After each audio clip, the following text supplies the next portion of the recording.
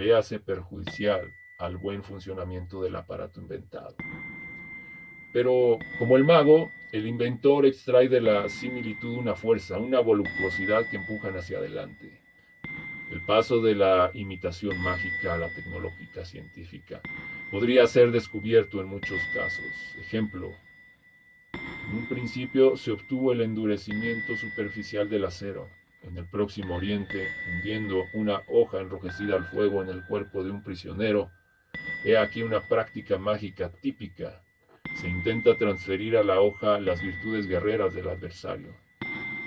Esta práctica fue conocida en Occidente por medio de los cruzados, que habían comprobado que el acero de Damasco era efectivamente más duro que el de Europa.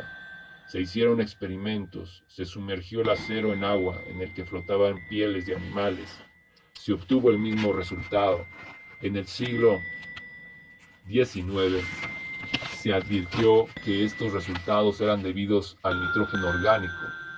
En el siglo XX, con la licuefacción de los gases, se perfeccionó el procedimiento templando el acero en nitrógeno líquido a baja temperatura. Bajo esta forma, la nituración es parte de nuestra tecnología. Se podría encontrar otro lazo entre magia y técnica estudiando los encantamientos que los antiguos alquimistas pronunciaban durante sus trabajos. Probablemente se trataba de medir el tiempo en la oscuridad del laboratorio.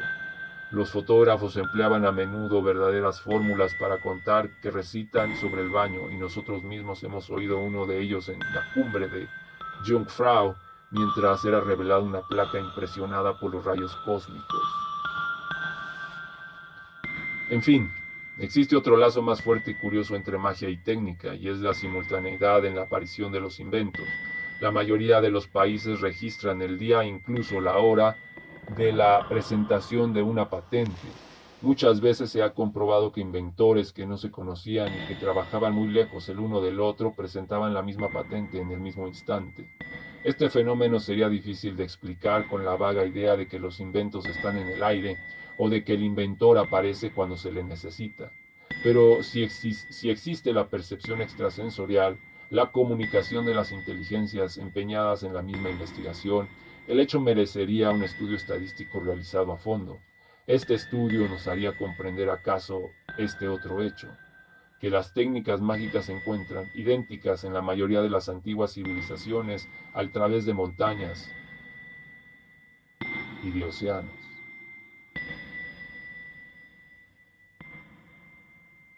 Este estudio nos haría comprender acaso este otro hecho, que las técnicas mágicas se encuentran idénticas en la mayoría de las antiguas civilizaciones a través de montañas y de océanos. Este estudio nos haría comprender acaso este otro hecho, que las técnicas mágicas se encuentran idénticas en la mayoría de las antiguas civilizaciones a través de montañas y de océanos. Vivimos con la idea de que el invento técnico es un fenómeno contemporáneo, y es que nunca hacemos el esfuerzo de consultar los documentos antiguos. No existe un solo servicio de investigación científica enfocado hacia el pasado. Los libros antiguos, si son leídos alguna vez, lo son por escasos eruditos de formación puramente literaria o histórica. Lo que contienen de ciencia y de técnica escapa, pues, a la atención. Nos desinteresamos del pasado porque nos vemos demasiado solicitados por la reparación del porvenir. No es muy seguro. La inteligencia francesa parece retardada por los esquemas del siglo XIX. Los escritores de vanguardia no tienen el menor apetito por la ciencia. Y la sociología nacida con la máquina de vapor, el humanismo revolucionario, nacido con el fusil Chassepot, continúan movilizando la atención. Es imposible imaginar hasta qué punto Francia se quedó clavada en los alrededores de 1880. ¿Acaso muestra la industria un mayor interés? En 1955 se celebró en Ginebra la primera conferencia atómica mundial. René Alloux recibió el encargo de la difusión en Francia de los documentos relativos a la aplicación pacífica de la energía nuclear. Los 16 volúmenes que contienen los resultados experimentales obtenidos por los sabios de todos los países constituían la más importante publicación de la historia de las ciencias y de la técnica. 5.000 industrias a las que a corto o largo plazo debía interesar la energía nuclear. recibieron una carta anunciando aquella publicación. Hubo 25 respuestas. Sin duda, habrá que esperar a que las nuevas generaciones alcancen los puestos de responsabilidad para que la inteligencia francesa vuelva a encontrar una verdadera agilidad. Para estas generaciones escribimos este libro. Si realmente existiera la atracción del porvenir, también existiría la del pasado. Se iría en busca del bien en los dos sentidos del tiempo y con igual anhelo.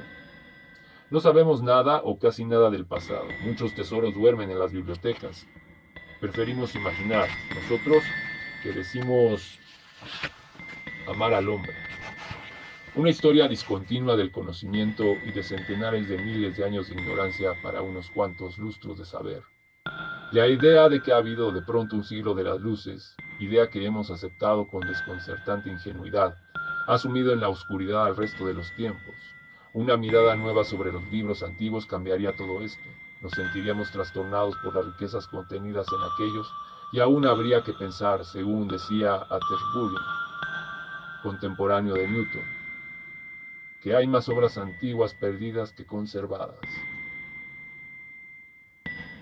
Nuestro amigo René Alliot, a la vez técnico e historiador, ha querido lanzar esta nueva mirada, ha esbozado un método y ha obtenido algunos resultados, pero hasta hoy no parece haber logrado el mayor apoyo para proseguir una tarea que rebasa las posibilidades de un hombre solo.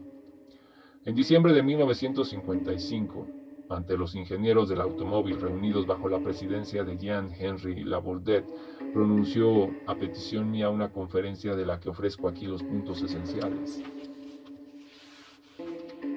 ¿Qué queda de los millares de manuscritos de la Biblioteca de Alejandría fundada por Ptolomeo Sóter? Documentos irreemplazables y perdidos para siempre sobre la ciencia antigua. ¿Dónde están las cenizas de las 200.000 obras de la Biblioteca de Pérgamo? ¿Qué ha sido de las colecciones de Pisístrato en Atenas y de la Biblioteca del Templo de Jerusalén y de la Ta en Memphis? ¿Qué tesoros contenían los millares de libros que fueron quemados el año 213 a.C. por orden del emperador Chu Huangdi con fines únicamente políticos?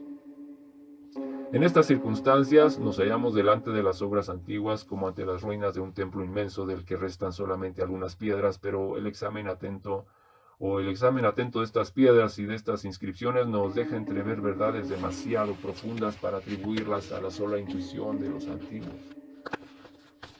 Ante todo, contrariamente a lo que se cree, los métodos del racionalismo no fueron inventados por Descartes o Descartes. Consultemos los textos. Él busca la verdad, escribe Descartes. Debe, mientras pueda dudar de todo.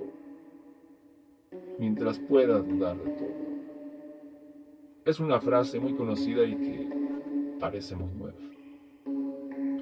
Pero si tomamos el libro segundo de la Metafísica de Aristóteles, leemos: el que quiera instruirse debe primeramente saber dudar, pues la duda del espíritu conduce a la manifestación de la verdad. Por lo demás, se puede comprobar que Descartes no solo tomó de Aristóteles esta frase fundamental, sino también la mayor parte de las famosas reglas para la dirección del espíritu y que constituyen la base del método experimental. Esto demuestra en todo caso que Descartes había leído a Aristóteles, cosa de la que se abstienen demasiado a menudo los cartesianos modernos. Estos podrían también comprobar que alguien escribió: si me equivoco deduzco que soy, pues el que no es no puede equivocarse, y precisamente porque me equivoco siento que soy. Desgraciadamente esto no es de Descartes, sino de San Agustín. En cuanto al escepticismo necesario al observador, no se puede realmente llevarlo más lejos que Demócrito, el cual solo consideraba valedero el experimento que hubiese presenciado personalmente y cuyo resultado hubiese autentificado mediante la impresión de su anillo. Esto me parece muy alejado de la ingenuidad que se reprocha a los antiguos. Cierto me diréis que los filósofos de la antigüedad estaban dotados de un genio superior en el dominio del conocimiento, pero en fin, ¿qué sabían de verdad en el plano científico? Contrariamente también a lo que se puede leer en las obras actuales de divulgación, las teorías atómicas no fueron inventadas ni formuladas en primer lugar por Demócrito, Leucipo y Epicuro. En efecto, Sextus Empiricus nos dice que el propio Demócrito las había recibido por tradición y que provenían de Moscus, el fenicio, el cual, punto importante a tener cuenta, parece haber afirmado que el átomo era divisible. Notadlo bien, la teoría más antigua es también más exacta que las de Demócrito y los atomistas griegos, que sostenían la indivisibilidad del átomo. En este caso preciso parece que se trata más de un oscurecimiento de conocimientos arcaicos que llegaron a ser incomprensibles que de descubrimientos originales. ¿Y cómo no admiramos en el campo cosmológico habida cuenta de la ausencia de telescopios al comprobar que a menudo los datos astronómicos más antiguos son los más exactos? Por ejemplo, en lo que atañe a la Vía Láctea, estaba constituida según Tales y Anaxímenes por estrellas, cada una de las cuales era un mundo compuesto de un sol y varios planetas y que estaba situado en un espacio inmenso. Lucrecio conocía la uniformidad de la caída de los cuerpos en el vacío y el concepto de un espacio infinito lleno de infinidad de mundos. Pitágoras, antes de Newton, había enseñado la ley inversa del cuadrado a las distancias. Plutarco, queriendo explicar el peso, busca su origen en una atracción recíproca entre todos los cuerpos y que es causa de que la Tierra haga gravitar hacia ella todos los cuerpos terrestres de la misma manera que el Sol y la Luna hacen gravitar hacia su centro todas las partes que les pertenecen, reteniéndolas por una fuerza de atracción en su esfera particular. Galileo y Newton confesaran expresamente lo que debían a la ciencia antigua. De la misma manera, Copérnico, en el prefacio de sus obras dedicadas al Papa Pablo III, escribe textualmente que ha concebido la idea del movimiento de la Tierra leyendo a los antiguos. Por lo demás, la confesión de estos plagios en nada mengua la gloria de Copérnico, de Newton y de Galileo, que pertenecían a esta raza de espíritus superiores cuyo desinterés y generosidad prescinden absolutamente del amor político o del amor propio de autor y de la originalidad de toda costa, a toda costa, que son otros tantos prejuicios modernos. Mucho más humilde y verdadera nos parece la actitud de la modista de María Antonieta, Mademoiselle Bertin, quien, remozando con mano hábil un viejo sombrero, exclamó: "No hay nada nuevo, salvo lo que se ha olvidado". La historia de los inventos, como la de las ciencias, bastaría para demostrar la verdad de esta humorada. Puede decirse de la mayoría de los descubrimientos, escribe Fournier, lo mismo que de aquella ocasión fugaz que los antiguos convirtieron en la diosa inalcanzable para cuantos la dejaban escapar la primera vez. Si de primer intento no se agarra al vuelo la idea que pone sobre la pista la palabra que puede llevar a la solución del problema, el hecho significativo es aquí un invento perdido o al menos demorado por muchas generaciones. Para que retorne triunfal es preciso que se produzca el azar de una nueva idea, que resucite a la primitiva de su olvido, o bien el plagio feliz de algún inventor de segunda mano en lo tocante a los inventos. Desgraciado el primero que llega y gloria y provecho al segundo. Estas consideraciones justifican el título de mi conferencia. En efecto, pensé que debía de ser posible reemplazar en gran parte la casualidad por el determinismo y los griegos los mecanicismos espontáneos de la invención por las garantías de una vasta documentación histórica, apoyada en comprobaciones experimentales. A tal objeto propuse la creación de un servicio especializado, no en la busca de la prioridad de los patentes, que en todo caso se detiene en el siglo XVIII, sino sencillamente en el estudio tecnológico de los procedimientos antiguos y que procuraría adaptarlos cuanto fuera posible a las necesidades de la industria contemporánea.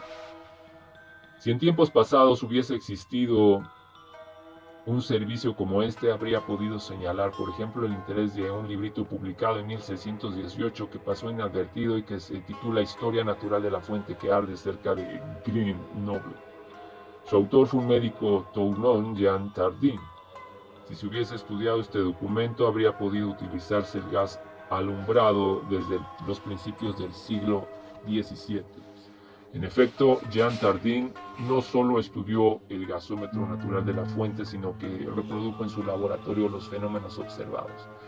Introdujo hulla en un recipiente cerrado, sometió esta en una elevada temperatura y consiguió que se produjeran las llamas cuyo origen buscaba.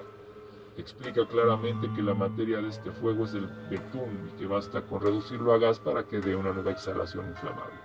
Ahora bien, hasta el año séptimo de la República, no registró el francés Le Bon antes que el inglés Windsor su termolámpara, y así durante casi 2 siglos quedó olvidado, luego prácticamente perdido por falta de lectura de los textos antiguos, un descubrimiento cuyas consecuencias industriales y comerciales habrían sido considerables.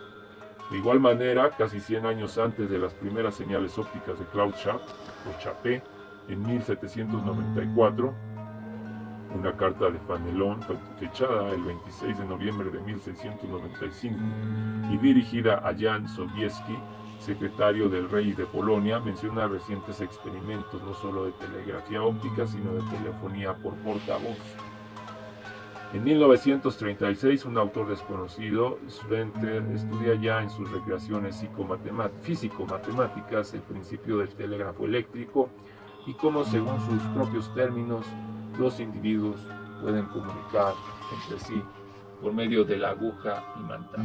Pues bien, los experimentos de Ørsted sobre las desviaciones de la aguja imantada datan de 1819. También esta vez habían transcurrido casi 2 siglos. Citaré rápidamente algunos inventos poco conocidos. La campana de Buson se encuentra en un manuscrito de Romance de Alexandre del Gabinete Real de Estampas de Berlín. La obra está fechada en 1320, un manuscrito del poema alemán Salman und Morolf, escrito en 1190, Biblioteca de Stuttgart, mostraba el dibujo de un buque submarino. Se conserva la inscripción. El sumergible era de cuero y podía resistir los temporales.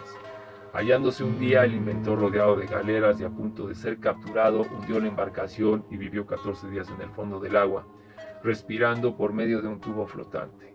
En una obra escrita por el caballero Ludwig von Hartenstein, alrededor de 1510, se puede ver el dibujo de un traje de buzo. A la altura de los ojos aparecen 2 aberturas obturadas por cristales. En el casco, un largo tubo terminado con una espita permite el acceso del aire exterior. A derecha e izquierda del dibujo figuran los accesorios indispensables para el descenso y la ascensión, a saber, suelas de plomo y una pértiga con escalones. Veamos otro ejemplo de olvido. Un escritor desconocido nacido en 1729 en Montebourg, cerca de Coutances, publicó una obra titulada Giffantier, anagrama de la primera parte del nombre del autor. Dufayne de la Roche. Se describe en ella no solo la fotografía de las imágenes, sino también la de los colores. La impresión de las imágenes, describe el autor, es cuestión del primer momento en que la tela las recibe. Esta se seca inmediatamente y se coloca en un lugar oscuro. 1 hora después el baño se ha secado y ya tenéis un cuadro tanto más precioso cuanto que ningún arte puede imitar mejor la verdad. Que ningún arte puede imitar mejor la verdad. El autor añade: primeramente estudiaremos la naturaleza del cuerpo viscoso que intercepta y guarda los rayos. En segundo lugar, las dificultades de su preparación y empleo. Y en tercero, el juego de la luz y de esta materia desecada. Ahora bien, es sabido que el descubrimiento de Daguerre fue anunciado a la Academia de Ciencias por Arago. Un siglo más tarde, el 7 de enero de 1839, señalemos además que las propiedades de ciertos cuerpos metálicos capaces de fijar las imágenes están consignadas en un trabajo de Fabricius de Rebus Metallicis, aparecido en 1566.